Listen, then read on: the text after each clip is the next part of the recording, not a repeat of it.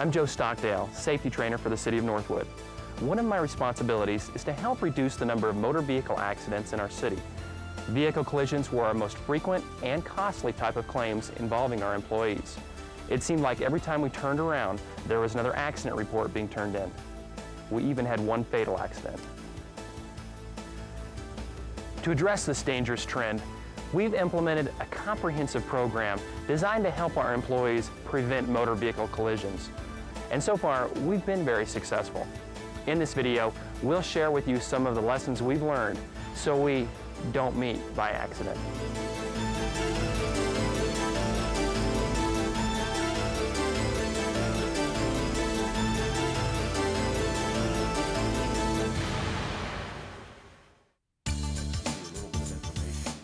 One of the first things our safety committee did was analyze how the accidents were occurring.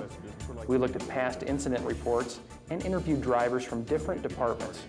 Most of the collisions were caused by the at-risk behaviors of our drivers.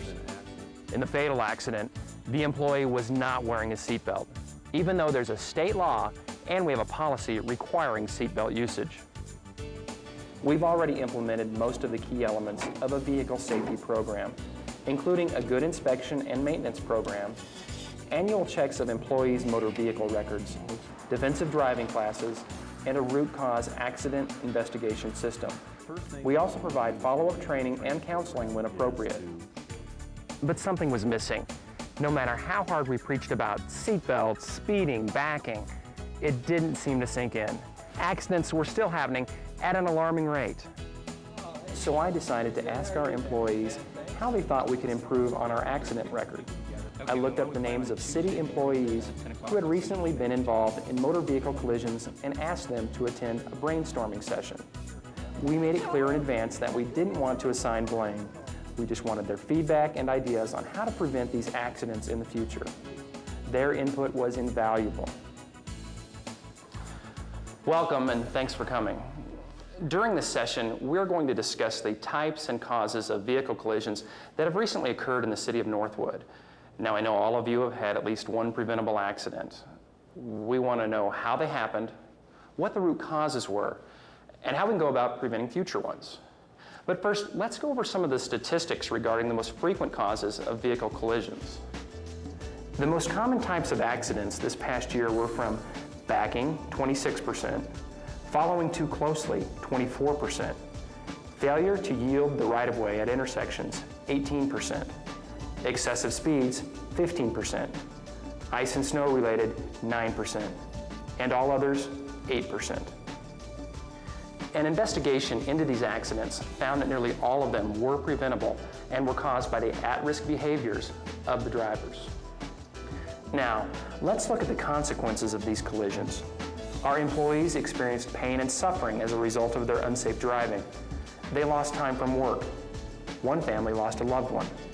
The city sustained vehicle damage and workers' comp claims, and now we're paying higher insurance premiums. All of these factors add up to a serious problem. So, let's take some time and see if we can figure out how to minimize these collisions in the future. Does anyone want to go first and tell us about your accident? Well, heck, I guess I'll go first. We're running our route over on 12th Street. I was driving, and Gil was behind the truck picking up trash. I had to back up the truck to get around a parked car. As I was backing up, I heard a thump and a yell. I hopped out of the truck, ran to the back, and saw Gil lying there, screaming. I'd run over his leg. Gil had a compound fracture and was off work for 3 months. We had 7 other backing accidents this past year. In each case, our employee performed an at-risk maneuver. So what can we do to prevent these from happening? Since that happened, we've installed bigger mirrors on our trucks and put in a new procedure where the driver's not supposed to back up unless the other guy's in full view in one of their mirrors. We also had a special training class about using hand signals when backing. And the driver must also roll down his window to be able to hear the spotter, right? But what can you do if there's not another employee around to guide you when backing up? In the police department, we back into our spots when parking in our lot. That way, if we get a call, we can pull out safely without having to worry about backing. Another thing I've been taught is to try to find a parking spot where you don't have to back up, such as a pull-through space on a side street. And if I do have to back up, I keep turning my head side to side, keeping my eyes moving until I'm completely clear. After we backed our fire truck into the bay door a few times, we finally wised up. We started using spotters. We make sure the spotter is in position to see both behind the engine and overhead. That's good. Any other suggestions? We have a procedure where we walk around the entire bus, make sure it's free of any obstacles. Then we proceed to back up very slowly, almost at a crawl. And of course, the easiest way to avoid collisions is to avoid backing whenever possible. Okay, let's review some of the key ways to avoid backing accidents. Use your mirrors and keep your fellow employees visible at all times. Pull into parking spaces so you don't have to back out. If you do have to back up, turn your head from side to side and keep your eyes moving. Use spotters using hand signals whenever possible. For larger vehicles, walk around your vehicle before backing up. And avoid backing whenever possible.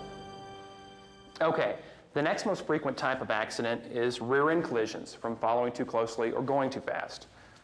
Anyone ever done this? That's what happened to me last month. I was in a hurry to get over to the planning department for a meeting. This guy in front of me came to a quick stop and I slammed into the back of him. There was something else, wasn't there? Yeah, I was dialing up my supervisor on my cell phone. My mind was on the meeting. I was distracted by the phone, and when I looked up, it was too late to stop. I should have called before I left, or I could have pulled over to make the call, but I was running late. We've had a lot of rear-enders in the transit department. It's usually due to tourists gawking around, not paying much attention. Sometimes we go a little bit too fast to try to keep on schedule and slam into things, especially when the roads are icy. You've all heard of the 3-second rule for following distance. That's where you focus on the vehicle in front of you, and when it passes a fixed object, count 1001, 1002, 1003. If you reach the object before you get to the 1003, you're following too closely and you need to back off. But that doesn't work on the freeway. Other cars will just pull in front of you. Obviously, the 3-second rule may not be practical during rush hour traffic. You have to use good judgment. But you'll want to increase that length if you're driving in adverse weather conditions. Or if you're driving a vehicle that takes longer to stop, like one of our trucks. Very good. What else can we do to minimize these accidents? We're taught to keep our eyes moving, look ahead for hazards, and stay alert to changing conditions. The key is to really focus on your driving, avoid distractions, and always be prepared to take evasive actions. Let's review again how to prevent rear-end collisions. Eliminate distractions while driving. Practice the 3-second rule. Allow extra stopping distance for adverse weather or large vehicles. Maintain your focus on the road and be prepared to take evasive action. Third on the list of most frequent vehicle accidents are intersection collisions. What are some general rules for driving through intersections? If you're turning, use your signals. It drives me nuts when people don't signal. When you're waiting to turn, keep your steering wheel straight and your foot on the brake. That way, if you're hit from behind, you won't get knocked into oncoming traffic. I was always taught that when approaching an intersection, to cover your brake and keep your eyes moving. And watch out for other drivers not paying attention. Well, that's what happened in my collision last year. Me and my partner were running lights and siren to a call, and as I entered the intersection at 3rd and Main, I was T-boned by another car. I didn't even see him, and he didn't see me. I received 38 stitches to the head and a fractured pelvis. My partner wasn't so lucky. He was thrown from the vehicle and killed. Were either of you wearing seatbelts? No, we were under the impression that police officers weren't required to wear them. Unfortunately, that was a fatal misunderstanding. In Colorado, the law clearly states that all drivers and front seat passengers must wear their seatbelts, except when department policy provides specific exemptions necessary to protect the officers. Fran, tell us about your accident. Well, I had pulled out into an intersection. I was making a left-hand turn. The light turned yellow and I pulled out. I thought the car coming from the other direction was going to stop when the light turned red. As I turned, he blew through the red light and clipped my front end. Nobody was hurt, but it scared the bejesus out of me, and he was ticketed. True, he was legally at fault, but do you think you did everything you could to avoid the collision?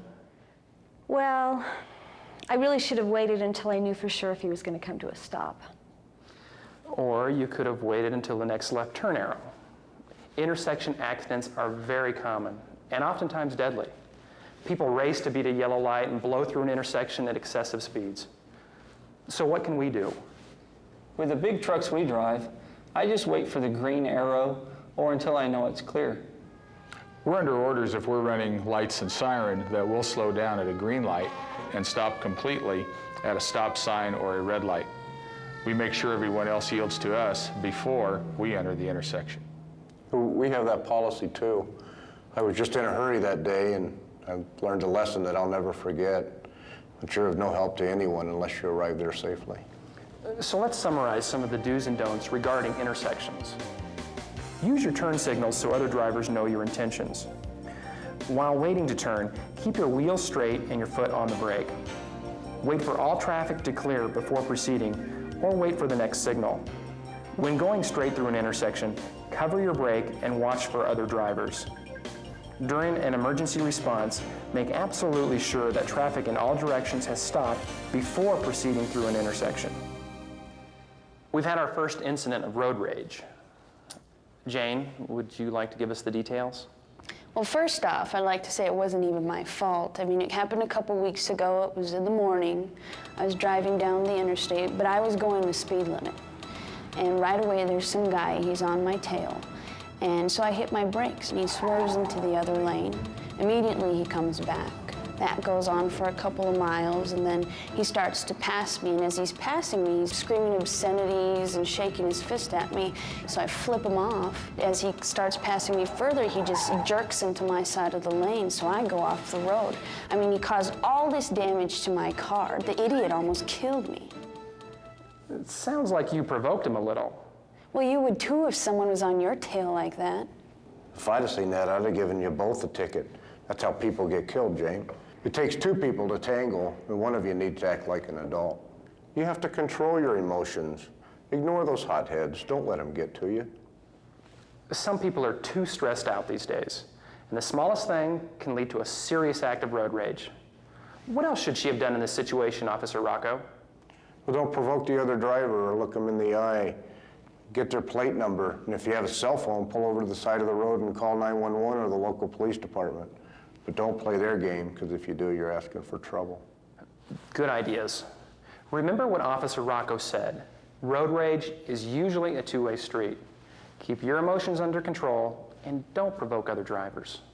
Okay, the last accident we have to review today involves the rollover of a fire truck on an icy road. Mike, you want to tell us what happened? We were responding to a fire call. It was Tuesday afternoon, about 2 p.m. It had been snowing for about 2 hours. The streets were slick and visibility was poor. We crested this hill, and when I braked, the rear end started sliding and I lost control. We slid off the road and down an embankment. Fortunately, everyone was strapped in, so there were no injuries, but we totaled the fire truck.